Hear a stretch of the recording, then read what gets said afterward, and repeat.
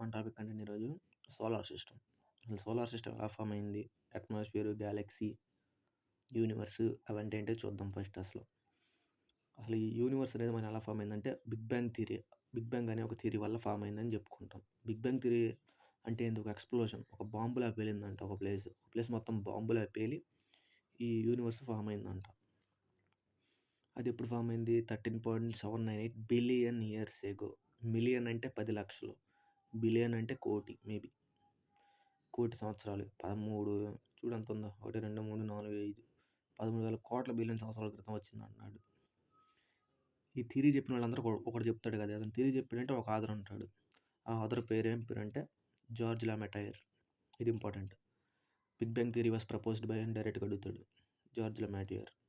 ఇది big bang theory గురించి. అసలు ఫస్ట్ ఆర్డర్ కనుక వస్తే, అంటే డిసెండింగ్ ఆర్డర్ కనుక వస్తే, universe, galaxy, solar system or planets, Earth, ఇలా పెద్ద నుంచి చిన్నకి.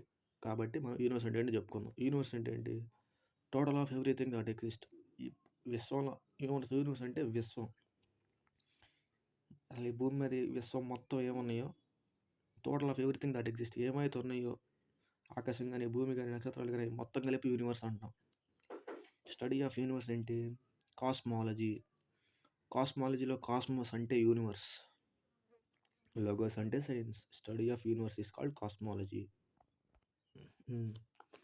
అది study of universe is called cosmology. Universe తర్వాత వచ్చిందని చెప్పాను గ్యాలక్సీ. గ్యాలక్సీ అంటే ఏంటంటే, galaxy is vast system of billion of stars, gas clouds, ఇంకా మెటీరియాయిడ్స్, కామెట్స్ అవన్నీ ఉంటాయి. మెటీరియాయిడ్స్ అంటే ఇట్లా ఉంటాం,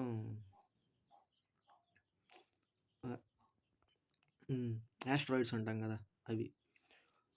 గ్యాలక్సీలో ఎక్కువగా ఉండే గ్యాస్ ఏంటంటే, స్పేస్లో కాదు, సోలార్ సిస్టంలో గ్యాలక్సీలో ఎక్కువగా ఉండే గ్యాస్ హైడ్రోజన్. అలా ఎన్ని గ్యాలక్సీలు ఉన్నాయా ఈ యూనివర్స్లో అంటే 10^11 గ్యాలక్సీస్. 10^11 అంటే 10 పక్కన 11 సున్నాలు పెడితే ఎంత వాల్యూ వచ్చిద్దో అన్ని గ్యాలక్సీస్ ఉన్నాయి. టోటల్ నెంబర్ ఆఫ్ స్టార్స్ ఎన్ని ఉన్నాయి ఈ యూనివర్స్ మొత్తం మీద? 10^22 స్టార్స్. 10 పక్కన 22 సున్నాలు పెడితే ఎంత వాల్యూ వచ్చిద్దో అన్ని స్టార్స్ ఉన్నాయి. మనం లెక్క పెట్టలేం. మనిషి మ్యాక్సిమం లెక్క పెడితే ఒక్కసారిగా 2000 మాత్రం లెక్క పెట్టగలంట. సో చాలా గ్యాలక్సీలు ఉన్నాయి యూనివర్స్లో. మనం ఉన్న గ్యాలక్సీ ఏంటంటే Milky way Galaxy. This Galaxy is the home of the earth. అంటే మనం ఉన్న గ్యాలక్సీ, మనం ఎర్త్ మీద ఉంది, home of the Galaxy in our solar system. It is spherical in shape. Spherical అంటే ఇలా ఉంటుంది. రౌండ్ అంటే ఇలా కదా. స్పెరికల్ అంటే ఎలా ఉంటుంది. It is spherical in shape. First discovered by Galilei. తన పేరు గెలీలియో. ఎందుకంటే తినే ఫస్ట్ టెలిస్కోప్ కనిపెట్టాడు. టెలిస్కోప్ అంటే పాత సినిమాలో దూరం నుంచి వస్తారు కదా, ఇట్లా ముందుకు లాగేసి దూరం ఉన్న ప్లేస్లో వస్తారు. అది టెలిస్కోప్. ఫస్ట్ టెలిస్కోప్ కనిపెట్టినాడు. ఫస్ట్ మిల్కీ వే కనిపెడతాడు, ఎందుకంటే దూరంనే కనపడతాయిగా. ఫస్ట్ కనిపెట్టినాడు కాబట్టి వాడే చూశాడు milky way. Milky way first discovered by Galilei. So కొన్ని థీరీస్ కనిపెట్టారు అసలు మన వాళ్ళు ఏంటి వీటి మీద అసలు ఎలా అని. అలా కొన్ని థీరీస్ ఉన్నాయి, ఇంపార్టెంట్. బిగ్ బ్యాంగ్ థియరీ ఎవరు కనిపెట్టామని చెప్పాను? George Lemaitre. Steady state theory Thomas Gold and Hermann Bondi అంట. పల్చుయేటింగ్ యూనివర్స్ థియరీ డాక్టర్ హొలినిన్ సొండెన్స్. Inflationary theory Alan H Guth. దీంట్లో ఇంపార్టెంట్ బిగ్ బ్యాంగ్ థియరీ, దీనికి సంబంధించింది. ఎందుకంటే బిగ్ బ్యాంగ్ థియరీ వల్లే కదా ఈ యూనివర్స్ ఎన్ని ఫామ్ అయిందని ప్రూవ్ అయింది. సో ఇప్పుడు అసలు స్టార్ అంటే ఏంటి అని చూద్దాం. స్టార్ అంటే ఏంటి? Collection of dust particles. Collection of dust particles and gas in a nebula. ఇది ఇంపార్టెంట్. నెబ్యులా అంటే ఏంటి? అసలు అన్క్లియర్ థింగ్. ఇలా ఉండిపోతూ ఉంటుంది, అన్క్లియర్ థింగ్ ఉంటుంది. మన ఇంగ్లీష్లో కూడా అడుగుతారు, నెబ్యులా అంటే ఏంటి? అన్క్లియర్. ఒక పెద్ద గ్యాస్ క్లౌడ్ ఉంటుంది, దాని ముందు ఏం కనపడదు, ఎదురేం ఉండదు, కాకపోతే మండుతూ ఉంటుంది, హాట్గా ఉంటుంది, బాగా వేడిగా. Collection of dust and gas in nebula come together due to gravity వల్ల ఏం దగ్గరకు వచ్చి ఒక గ్రూప్గా ఫామ్ అవుతాయి అంట. దాన్ని మనం స్టార్ అంటాం. స్టార్ ఉండాల్సిన ముఖ్య లక్షణం ఏంటి? Emit light by their own. వాటి అంతటా అవే ప్రకాశించాలి, దేని మీద ఆధారపడకుండా. అలాగే కానీ చంద్రుడు అలా కాదు. ఎందుకు? చంద్రుడు స్టార్ కాదు. ఎందుకు? సూర్యుడి నుంచి వచ్చే వేడి వల్ల చంద్రుడు వెలుగుతున్నాడు సాయంత్రానికి, తను సొంతగా ప్రొడ్యూస్ చేయట్లేదు, సూర్యుడి మీద ఆధారపడుతున్నాడు కాబట్టి దాన్ని స్టార్ అనం. సూర్యుడిని మళ్ళీ స్టార్ అంటాం. ఎందుకు? సూర్యుడే తనకు తానుగా లైట్ ఎమిట్ చేస్తున్నాడు. అది స్టార్ అంటే. మన గ్యాలక్సీకి ఉన్న దగ్గర స్టార్ ఏంటి? Proxima Centauri. అదే మన ఎర్త్‌కున్న దగ్గర స్టార్ ఏంటంటే nearest star to the earth అంటే sun. Nearest star to our milky way అంటే Proxima Centauri. Proxima Centauri. So, ఇప్పుడు మనం మెయిన్ పార్ట్‌లోకి ఎంటర్ అయ్యాం. ఇది సోలార్ సిస్టమ్. అసలు ఈ సోలార్ సిస్టమ్ అంటే ఏంటి? దీంట్లో ఏమేమి ఉన్నాయో చూద్దాం. నేను 2 పార్ట్‌లుగా చేస్తున్నా వీడియో. సోలార్ సిస్టమ్ గురించి ఒక పార్ట్, నెక్స్ట్ వీడియో ప్లానెట్స్. అప్పుడు అదొక వీడియో. సో, చూద్దాం. సోలార్ సిస్టమ్ అంటే అసలు ఏంటి? Solar system consist of sun, 8 planets. ఇది important. 8 planets and their satellites. Satellites అంటే తెలుగులో ఉపగ్రహాలు. Asteroids, comets, meteorite. అసలు ఈ సోలార్ సిస్టంలో ఏంటి మనకి మెయిన్ ఉపయోగం అంటే sun is at the centre. Solar సిస్టంలో మెయిన్ ఎవరు ఉంటారు? సన్ సెంటర్లో ఉంటాడు. సెంటర్లో ఉండడానికి కూడా కారణాలు ఉన్నాయి. Gravitation pull of the sun keeps all planets and other objects revolving around it. Sun యొక్క గ్రావిటేషనల్ ఫోర్స్ అంటే భూమి మనకి ఉంది కదా, గ్రావిటేషనల్ ఫోర్స్ ఆఫ్ ఎర్త్ అంటే భూమి ఆకర్షణ శక్తి. అదే గ్రావిటేషనల్ ఫోర్స్ ఆఫ్ సన్ అంటే సన్ యొక్క గురుత్వాకర్షణ శక్తి వల్ల అవి నిలబడుతున్నాయి. అంటే సన్ ఇదనుకో, దాని ఫోర్స్ ఇలా ఎలా యాక్ట్ అవ్వడం వల్ల అది ఇలా ఉంటుంది. ఇది గ్రావిటేషనల్ ఫోర్స్ అంటే జస్ట్ మ్యాగ్నెటిక్ ఫోర్స్. ఇలా ఉండడం వల్ల కింద పడిపోకుండా సన్ మొత్తాన్ని కంట్రోల్ చేస్తున్నట్టు ఉంటుంది. ఇలా 8 ప్లానెట్స్ని సన్ వల్లే మొత్తం. అదే గ్రావిటేషనల్ పుల్ అంటాం. అవి కింద పడిపోకుండా, ఒకవేళ దీనికి గ్రావిటేషనల్ ఫోర్స్ లేదనుకో భూములన్నీ కింద పడిపోతాయి. ఇప్పుడు మనల్ని ఆకాశంలో ఉన్నాయి కదా, అలా కింద పడిపోకుండా gravitational pull of the sun దాన్ని ఆపుతుంది. Gravitational pull of the sun. So planets revolve around the sun in elliptical path. Elliptical path అంటే ఏంటి? ఇలానే స్పెరికల్ అని చెప్పలా, ఇది ఇలా ఉంటుంది పాత్, ఇలా పాత్ ఉంటుంది. ఎలిప్టికల్ పాత్ అది గుర్తుపెట్టుకోవాలి. ఏ పాత్ అని అడుగుతాడు. Nearest planet to the sun is Mercury. గ్రహాల్లో మొదటి గ్రహం ఏంటి? సూర్యుడి దగ్గరలో ఉన్నది మెర్క్యూరీ. దూరమైన గ్రహం ఏంటి? నెప్ట్యూన్. ప్లూటో కాదు. ప్లూటోని తీసేసారు. అదేదో చెప్తారో నెక్స్ట్ వీడియోలో వస్తుంది. సో ఇప్పుడు చూద్దాం. మన భూమికి సమీపంలో ఉన్నది ఎవరు? Star, sun. సో మనం ఇప్పుడు చూద్దాం. సోలార్ సిస్టమ్ ఇంకా మిగతా పార్ట్స్ ఉన్నాయని చెప్పాను. సన్ గురించి తర్వాత డీటెయిల్ ఎక్స్ప్లెనేషన్ ఉంది. సో ఇప్పుడు చూద్దాం ఏమేమి ప్లానెట్స్ ఉన్నాయని. 8 ప్లానెట్స్ కదా, 4గా విడగొడతాం. ఏమేంటి అవి?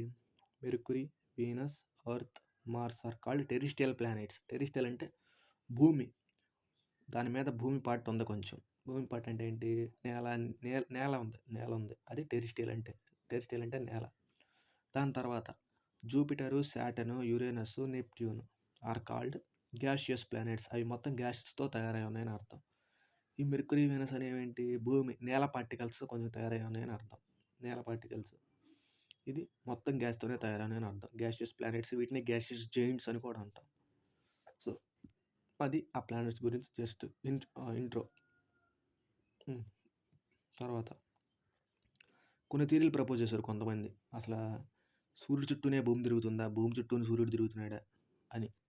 సో అలా ఒక్క థియరీ బాగా హిట్ అయింది. అదేంటంటే హీలియోసెంట్రిసిజం థియరీ అని. హీలియో అంటే ఏంటి? సన్. సెంట్రిసిజం అంటే ఏంటి? అర్త్. అదే ప్రూవ్ చేశారు. సన్ చుట్టూనే గ్రహాలు తిరుగుతుంది కాబట్టి గ్రావిటేషనల్ పుల్. కాబట్టి ఈ గ్రావిటేషనల్ పుల్ వల్ల ప్లానెట్స్ అన్నీ దాని చుట్టూ తిరుగుతున్నాయని ప్రూవ్ చేసిన వ్యక్తి నికోలస్ కోపర్నికస్. హీలియోసెంట్రిజం ప్రూవ్ చేశాడు. దాని తర్వాత జియోసెంట్రిజం అని ఒక థియరీ వచ్చింది. అది ఒక 16th century దాకా వాడారు కానీ హీలియోసెంట్రిజం దాన్ని ఓవర్టేక్ చేసేసింది. అది హీలియోసెంట్రిజం గురించి. ఇప్పుడు మెంబర్స్ ఆఫ్ సోలార్ సిస్టమ్ చూద్దాం.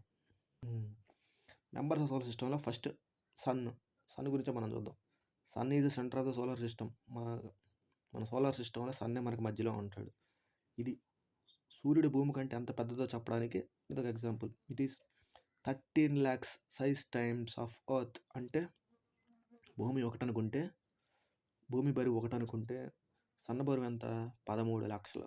అంటే ఇది ఎర్త్ అనుకున్నాం, ఒక డాట్, ఇది సన్ అనమాట. అంత పెద్దగా ఉంటాం. It is the nearest star to the earth.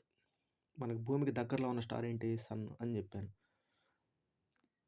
ఇది ఒక స్టార్ మండాలంటే దాని లోపల గ్యాసెస్ ఉండాలని చెప్పాను ఇందాక. ఆ గ్యాసెస్ ఏంటి? సూర్యుడిలో ఉండే గ్యాసెస్లో 2 గ్యాసులు ఎక్కువగా ఉంటాయి. ఒకటి హైడ్రోజన్ 71% ఉంటది. హీలియం 26% ఉంటది. 26.5% ఉంటది. ఇది మెయిన్. హైడ్రోజన్ ఉంటది. హీలియం ఉంటది. మెయిన్‌గా ఇస్తారు హైడ్రోజన్, హీలియం. న్యూక్లియర్ ఫిషన్ ఇది important. What phenomena occurs in the sun అని అడుగుతాడు. Nuclear fission. Fission and fusion. Fusion. Fusion అంటే ఏంటి? కలవడం. ఫ్యూజన్ ఆఫ్ గ్యామెట్స్ కలవడం. ఫిషన్ అంటే విడిపోవడం. కలవడం, విడిపోవడం. Nuclear fusion. 2 హైడ్రోజన్లు కలిపి ఒక హీలియం ఫామ్ చేస్తాయి. హైడ్రోజన్ H1 అంటాం. H2 అంటే హీలియం. హీలియంని ఫామ్ చేస్తాయి. అదే న్యూక్లియర్ ఫ్యూజన్ వల్ల సన్‌లో ఎనర్జీ ప్రొడ్యూస్ అయ్యి లైట్ లాగా మనం బయటకు వస్తుంది. దాని సొంతగా అదే లైట్ ఎమిట్ చేస్తుంది. కాబట్టి ఇది స్టార్ అయింది. Sun is also a star. అది గుర్తుపెట్టుకోవాలి ఇక్కడ. ఇక్కడ సోలార్ ఫ్లేర్స్ అని ఒక టాపిక్ ఉంటుంది. సోలార్ ఫ్లేర్స్ అంటే ఏంటంటే ఏ స్ట్రామ్ ఆఫ్ హాట్ ఆటమ్స్. అంటే సూర్యుడు ఇలా ఉందనుకో, ఫస్ట్ అన్నిటికంటే బయట ఉన్న లేయర్ని మనం ఫోటోస్పియర్ అంటాం. అంటే సూర్యుడు ఇలా ఉందనుకో, దాని చుట్టూ కొన్ని లేయర్స్ ఉంటాయి. కొన్ని లేయర్స్ ఉండి అన్నిటికంటే బయట లేయర్ ఉంటుంది. దాన్ని మనం ఫోటోస్పియర్ అంటాం. ఆ ఫోటోస్పియర్ దగ్గర నుంచి ఒక మంచి వేడి గాలి కానీ, వేడి ఆటమ్స్ కానీ ఒక్కసారి బయటకు వస్తాయి. అక్కడ నుంచి ఆ లేయర్ నుంచి బయటకు వచ్చి స్పేస్లోకి వచ్చేస్తాయి. అలా స్పేస్లోకి వచ్చినప్పుడు ఒక బ్యూటిఫుల్ సూపర్ ఉంటుంది. ఆ వ్యూ బ్యూటిఫుల్ వ్యూ ఉంటుంది. దాన్నే మనం అరోరాస్ అంటాం. అరోరాస్ ఏంటి? అరోరాస్ ఎక్కడెక్కడ కనపడతాయి మనకి? North pole, south pole. ఎందుకు? భూమి గుండ్రంగా ఉండేది కాబట్టి. అది గుర్తుపెట్టుకోవాలి. 2 చోట్ల ఎందుకు కనపడతాయి అంటాం. ఒకటేమో నార్త్ పోల్‌లో కనపడిద్ది. ఒకటేమో సౌత్ పోల్‌లో కనపడిద్ది. ఇటు కనపడవు మళ్ళీ. ఎందుకు? షాడో పడేది ఇటు కదా. సన్ ఉంది ఇటు పడతాయి. ఇటు కనపడతాయి. ఇటు పడితే ఇటు ఉంటాయి. నార్త్ పోల్, సౌత్ పోల్ కాబట్టి 2 చోట్ల మనకి అరోరాస్ అనేవి కనపడతాయి. నార్త్ పోల్ దగ్గర కనపడే వాటికి అరోరా బోరాలిస్ అంటాం. సౌత్ పోల్ దగ్గర కనపడేదానికి అరోరా ఆస్ట్రాలిస్. ఆస్ట్రాలిస్ అంటే ఆస్ట్రేలియా దగ్గర కనపడతాయి మనకి, సౌత్ పోల్ దగ్గర. సో ఇక్కడ గుర్తుపెట్టుకో. సో దీని తర్వాత మన ఇండియా వాళ్ళు దీని మీద ఏమైనా ప్రోగ్రాములు చేశారు. అసలు సూర్యుడు ఎలా ఉన్నాడు, బాగున్నాడా, పోయాడా అని. అలా ప్రోగ్రాముల పేరు అలా పెట్టిన ఫస్ట్ ప్రోగ్రామ్, ఇండియా సన్ మీద చేసిన ఫస్ట్ ప్రోగ్రామ్ ఏంటంటే Aditya L1 to study the sun. L1 అంటే లారెన్స్ పాయింట్. లారెన్స్ పాయింట్ అంటే ఏం లేదు, సూర్యుడి దగ్గర నుంచి కొన్ని పాయింట్స్ మన వాళ్ళు చెక్అవుట్ చేసామనుకో, ఇది పాయింట్. ఇక్కడ నుంచి క్లియర్ వ్యూ ఉంటుంది సన్కి. అసలు సన్ పరిస్థితి ఏంటని ఇక్కడ నుంచి చూడటానికి ఆ వ్యూ ఉంటుంది. అది లారెన్స్ పాయింట్ అంటే. దేంతో లాంచ్ చేశారు? PSLV C-57 అనే ప్లేస్ నుంచి అనే వెహికల్ అంటే ఏంటి? రాకెట్కి పేర్లు ఉంటాయి. PSLV, GSLV అని. సి అంటే సిరీస్ అంటే C-57 అంటే Cలో 57th ఇది. C అనేది కోడ్. అంత నాకు ఐడియా లేదు, అయినో కానీ PSLV C-57 ద్వారా దీన్ని లాంచ్ చేశారు. ఇంకా దీంట్లో ఈ వీడియోలో ఫైనల్ టాపిక్ ఏంటంటే సన్ స్పాట్స్. ఇందాక చెప్పాడు కదా, సోలార్ ఫ్లేర్స్. ఒక హాట్ విండ్ ఫోటోస్పియర్ నుంచి బయటకు వస్తుంది కదా, అప్పుడు ఒక ప్లేస్ మనం గట్టిగా కాలిస్తే ఏమైద్ది? నల్లగా అయిపోద్ది. Originates some dark spots. నల్లగా అయిపోద్ది కదా, డార్క్ స్పాట్స్ వస్తాయి. దాన్ని మనం సన్ స్పాట్స్ అంటాం. అది ఈ వీడియో. నెక్స్ట్ వీడియోలో మనం మళ్ళీ వెళ్దాం. బాయ్.